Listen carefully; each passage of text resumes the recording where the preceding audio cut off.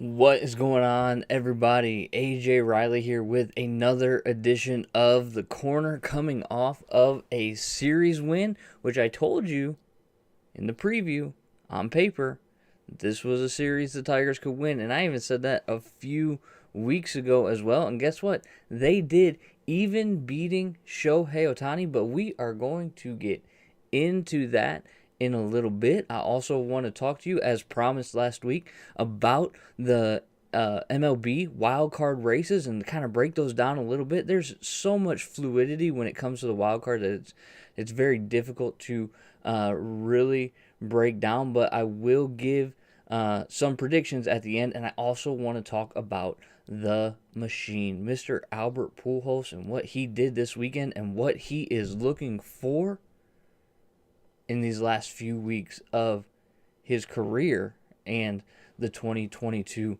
baseball season. But before we get into that, I do want to remind you that wherever you're at on social media, make sure that you are following Detroit Sports Nation.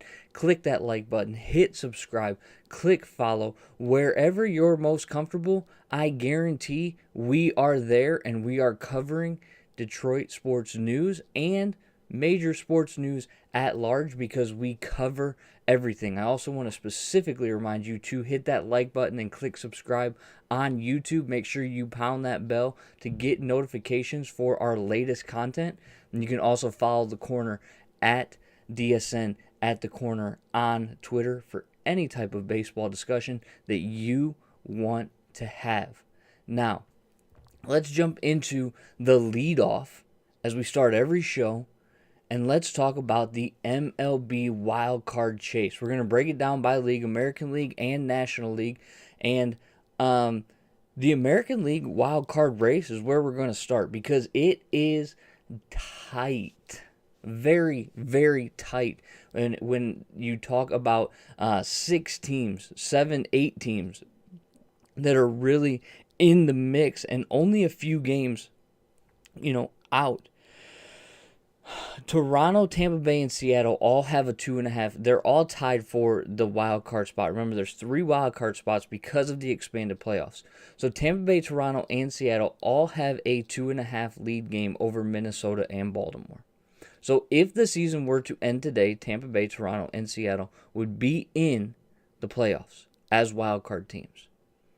Now, Minnesota, as we talked about on the last episode, is also jockeying for the division championship in the AL Central.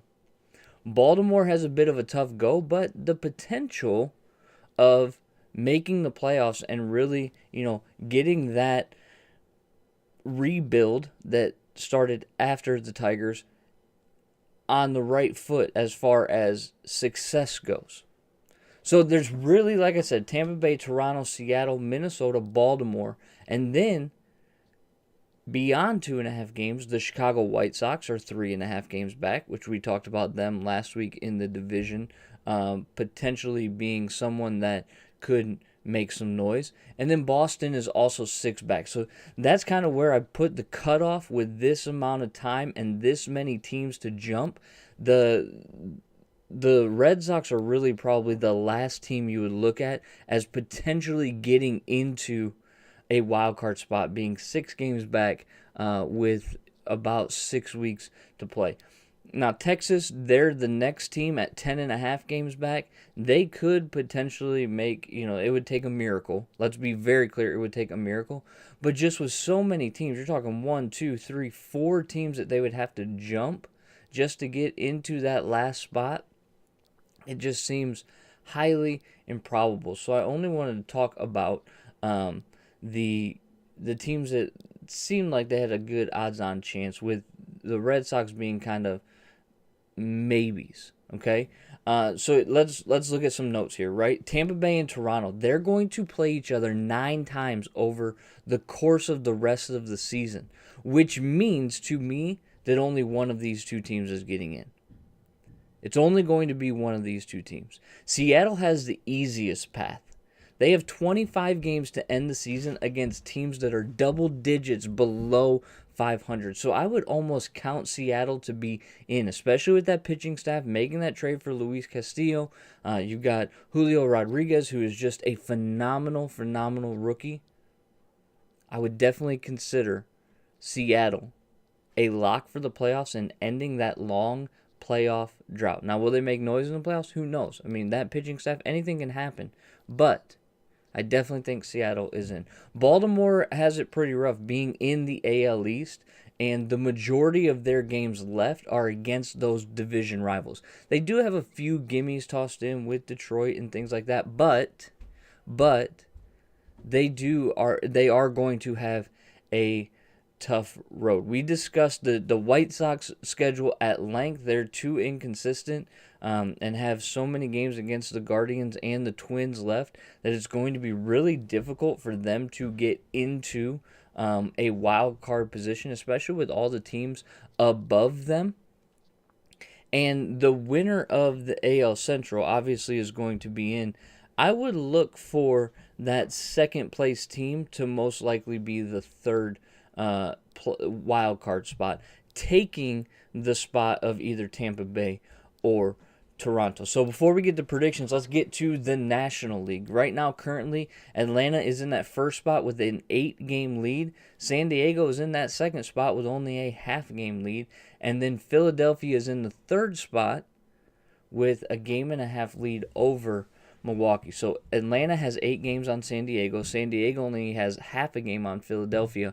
And Philadelphia has a game-and-a-half over Milwaukee. They have a 6-game lead, Philadelphia does, over San Francisco, and an 11-game lead over Arizona. So Atlanta is a lock. They're either going to get in through the division, as we talked about on the last episode. They're 4 games currently behind the New York Mets, or they're going to be in on a wild card.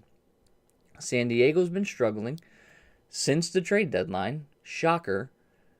Josh Hader is getting a break from closing, according to Bob Melvin, and they have a 4-game lead over Milwaukee, who is that 4th challenger, would be the first one out if we were talking about NCAA basketball. Philadelphia has a decently simple schedule the remainder of the way, but they do end the season with the Houston Astros, which could be very problematic for them. Could be an issue for them, ending with a tough team if they need to squeak out 2 games to get in or to hold on to a spot.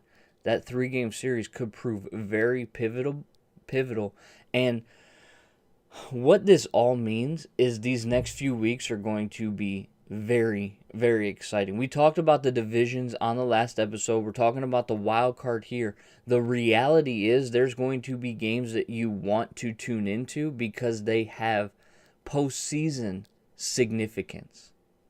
So, what are AJ's predictions of what the MLB playoffs will look like? Well, here's what I think, or how I see things going. I think New York, the Yankees, are going to right the ship, and I think that they're going to walk away with that division. They now have an 8-game lead after avoiding the sweep with the Toronto Blue Jays this weekend. I think they're in.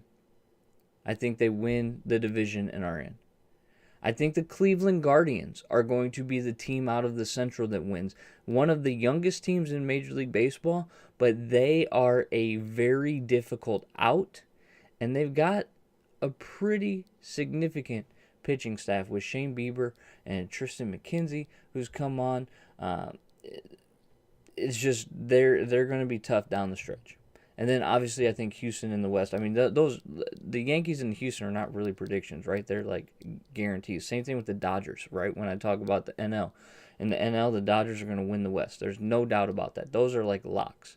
I think St. Louis is also going to win their division. And I think the Mets will also win the division.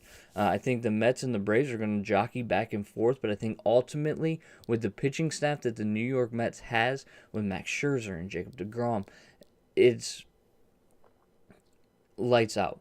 Especially when you hear that Narcos song and Edwin Diaz is coming trotting in from the bullpen. If you are losing to the Mets after the 8th inning, you might as well just go home. Just close down the door.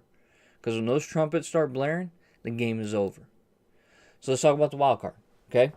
Here's where I think the wild card plays in, and here's how I think it shapes out. I think with the 9 meetings between Toronto and Tampa Bay, I think Toronto gets the better of Tampa Bay and ultimately pushes Tampa Bay out of the playoffs.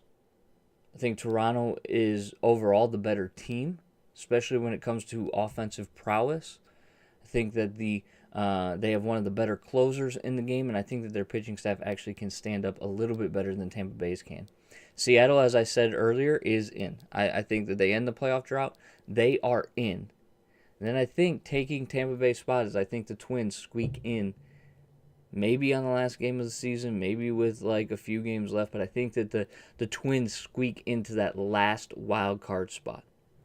In the National League, I think Atlanta not winning the NL East is going to obviously have that first wild card locked up. I think Philadelphia is going to squeak in, and I think that Milwaukee is going to squeak in, which means that San Diego is going to miss the playoffs after having the craziest deadline of any team. Since that deadline, here's my reasoning. Since that deadline, San Diego is only 9-9. They're a 500 baseball club.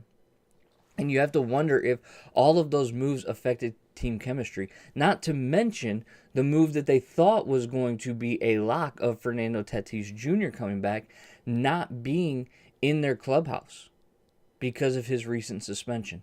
So is there a little bit of apathy, some disgruntledness? I don't know. I'm not out there and I'm not involved and I don't want to speculate, but I think that, the proof is in the pudding when we look at 9-9 over the 18 games since the trade deadline. It's not going to go well. The schedule for them is not that favorable. They have 2 with Cleveland and 9 more with the Los Angeles Dodgers, 3 with St. Louis, and 2 with Seattle. All of these games, 16 games out of 38 against contenders. Not to mention, they also have 6 games against San Francisco and 3 games with the Chicago White Sox, which is 25 games with teams that are either leading their division, Cleveland, Los Angeles, St. Louis, or above 500. So there's not a lot of room for error when it comes to the San Diego Padres. So that's my prediction. I think you have an AL playoff picture that looks like the Yankees, the Guardians, the Astros, the Blue Jays, the Mariners, and the Twins. And I think you have an NL picture that looks like the Mets, the Cardinals, the Dodgers, the Braves, the Phillies, and the Brewers. So we'll check back in a few weeks and we'll see how many of my predictions were actually correct. Newsflash, it's going to be all of them. That is going to do it for the leadoff. And before we jump into the recap of the wonderful series against the Los Angeles Angels, I do want to remind you about GearUpDetroit.shop. Make sure that you are checking it out for some original fashions. It's fast. It's simple to use. You just go in, pick the design that you want, throw in that payment information, and it is shipped very quickly. If you want some of the latest gear, especially as we gear up for the Detroit Lions kickoff, make sure you are checking out GearUpDetroit.shop. Let's get into the recap of this 3-game series with the Los Angeles Angels that did not start well. What I told you was a key to the series: getting into the bullpen and putting the ball in play did not happen in the first game. In fact, the Tigers lost 1-0 when Patrick Sandoval pitched a complete game. Now, he was matched nearly pitch for pitch with Matt Manning, who was phenomenal. But I told you, if you do not get into the bullpen and if you do not put the ball in play, you will lose. And that's what happened in Game 1. Lost 1-0. Shut out again for the season, and you start to wonder, oh man, here we go. And then you turn on to Game 2 on Saturday, and the Angels score quick. They're up 2-0. But the Tigers' offense responded. Only 5 punch-outs. 5 strikeouts on Saturday. Phenomenal. Tyler Alexander did exactly what he needed to do to get these guys in a position to win, and the bats came through. They had timely hitting. and only struck out 5 times and won the game 4-3. Then you get to game 3. Erod against Shohei. Erod came back. Hadn't pitched since May 18th and pitched well. 5 innings, 5 Ks through 78 pitches. 0 runs. Reilly Green was the star of the show. He went 2 for 2 with 2 walks. He homered on the first pitch that he saw from Shohei Ohtani.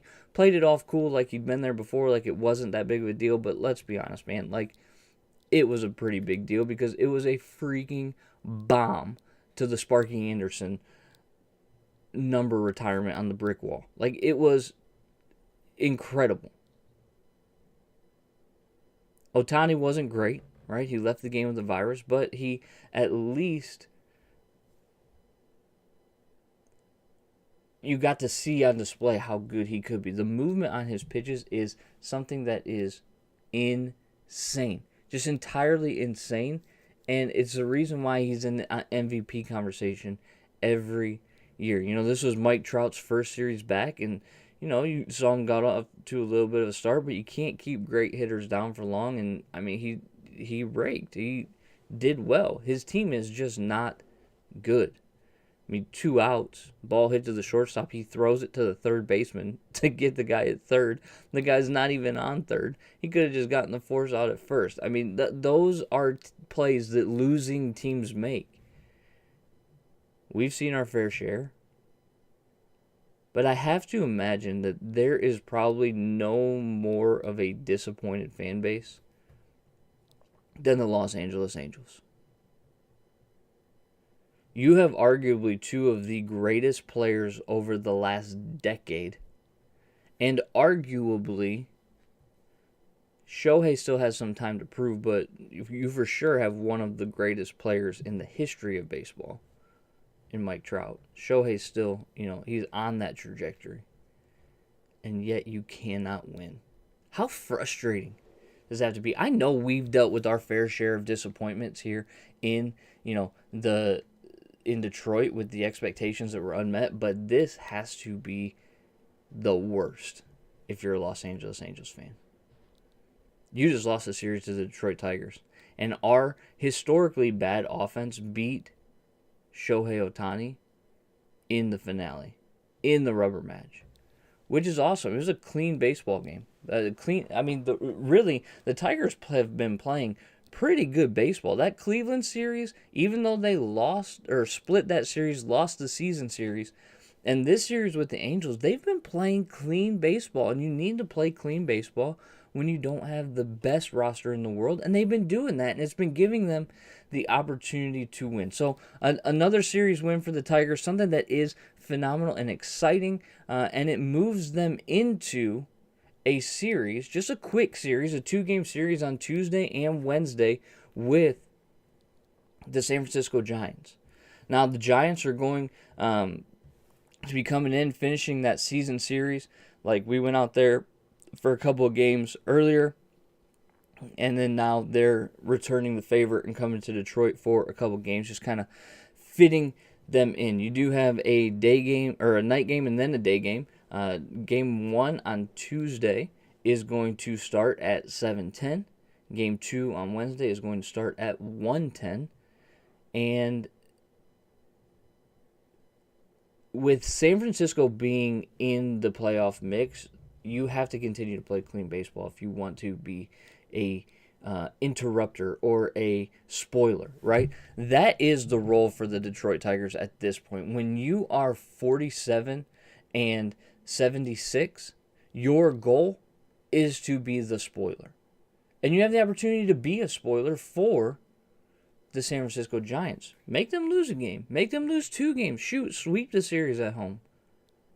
It's possible, but there's some keys of how you could do that. Game 1 pitching matchup is going to showcase Carlos Rodon versus Drew Hutchinson. Now, Rodon is 11-6 with a 2.89 ERA on the season. He strikes out almost 11.5 batters per 9 innings. He's got a 291 batting average on balls in play, but he has an even better FIP than ERA, which means he's been pitching better than what his ERA would indicate at a 235. And Drew Hutchinson's been solid. He has given the Tigers 5 innings of solid pitching, keeping them in the game and doing what he needs to do to give the Tigers a fighting chance. Game 2 on Wednesday is going to feature Logan Webb, who also is 11-6 with a 3.08 ERA. He only strikes out about 7 per 9 innings, walks almost 2.5 per 9 innings. And he has a 3.29 FIP, so pitching just a little bit worse than what his ERA would indicate. And he's going to be facing off against Matt Manning, who is coming off a phenomenal outing against the Angels. So when we look at the keys of the series, how can the Tigers squeak out a win, maybe possibly 2 wins? Well, here's the thing. You got to get to the starters. Their starters are top 4 in all of baseball. The rotation is a top 4 rotation according to Fangraphs. But their bullpen is a bottom 6 bullpen. So if you want to get into the conversation of winning this series, Rodon cannot see beyond the 6th inning. Webb cannot see beyond the 5th inning. The Giants are a very disciplined hitting club. They walk almost 10% of the time. They have 103 weighted runs created and a 313 weighted on base average. But what they're not good at is that bullpen, as mentioned. And they do not field the ball well. You cannot strike out against this team. 7 or less strikeouts, and you put your team in a position to win. 7 or less. If it goes over 7, the Tigers will lose. Because this Giants team is the worst fielding team in baseball. And if you want the opportunity to play spoiler, you want the opportunity to carry the momentum from the Angel series on and make sure that you are doing well, maybe giving the fans a little bit of a reprieve from the disappointment of 2022, put the ball in play. Make them field the ball because they're not good at it when they do. So it's going to be exciting. 2 games. Tuesday night, Wednesday afternoon, hoping that we can scratch out 2 victories, get a season, this would be a season series win over the Giants since we split with them back in San Francisco, and it will be, just a continuing on of the momentum from, the Guardian series was a decent series, had a chance to win it. The Angel series was a good series. Let's keep that momentum going, and that's going to bring us to our final thoughts for the day, and that is Albert Pujols, the machine. This dude, I don't know if you heard about what he did this weekend, but this guy, he's done after 2022. He says he's not coming back. This is his farewell tour, and my man is going out with a bang. And we all talk about, the home run derby curse, right, and how it affects swings. Well, it did not affect Albert's swing, and in fact, it probably rejuvenated his swing because since the home run derby, Albert Pujols has 7 home runs. He's hitting .449, a .500 on base percentage, and a .939 slugging percentage. This is what's crazy. Since the home run derby, he has a .298 weighted runs created, 198% above major league average, with a .600 weighted on base average. The dude is catching a second wind at the very end of his career to go out with a bang. On Saturday, he went 4 for 4 with 2 home runs, bringing his career total to 692. By all accounts, and I was not watching the game, but I was following it on Twitter, he missed a 3rd home run when he scorched a line drive off the left field wall as well. So where does this put him? At 692, it puts him 4 behind Alex Rodriguez. For 4th all-time behind Barry Bonds, Hank Aaron, and Babe Ruth. We talked about the wild cards. We talked about the storylines to watch when it comes to the end of the season. This man right here, this is a storyline to watch. Because if you love baseball, you are getting to see something potentially that you may never see again. A home run hitter that gets to 700 career home runs. He needs 8 more. The Cardinals have a relatively favorable schedule. Does he get there? Man, I hope he does. I want to see it. I want to see Albert Pujols, who's been, even though we have Miggy here in Detroit, it's arguably 1A, 1B for the best right-handed hitter of this last generation. The numbers, and Pujols is obviously his home run numbers and things like that being better, you could very easily make the case that he's the best right-handed hitter of this generation. I want to see him get to 700. I do. And just go out on top, right? Go out the way that you came in, with a bang. The flashbang. So I hope that Albert continues to see the ball well. I hope he gets those another 8. I don't care if he only hits 700 home runs and it's just a perfectly even number. It needs to be 700. I hope he gets there. I think that he can, and I'm going to say that he will end his career with 700 home runs. Another bold prediction from AJ Reilly here on the Leadoff. I appreciate you stopping by. We are going to sign off for this episode. I will see you guys again on Thursday, recapping the series with the Giants and then previewing the upcoming series for the weekend. I do want to remind you again, wherever you're at on social media, make sure that you are following Detroit Sports Nation. You can get notifications. You can be up to date on all of your Detroit sports news and major sports news at large, because we cover everything. And don't forget to hit that like button, click subscribe, and pound that bell to get notifications when our latest content drops on YouTube. And you can follow The Corner on Twitter at DSN at The Corner. And I'll see you there. And until next time, as always, go Tigers.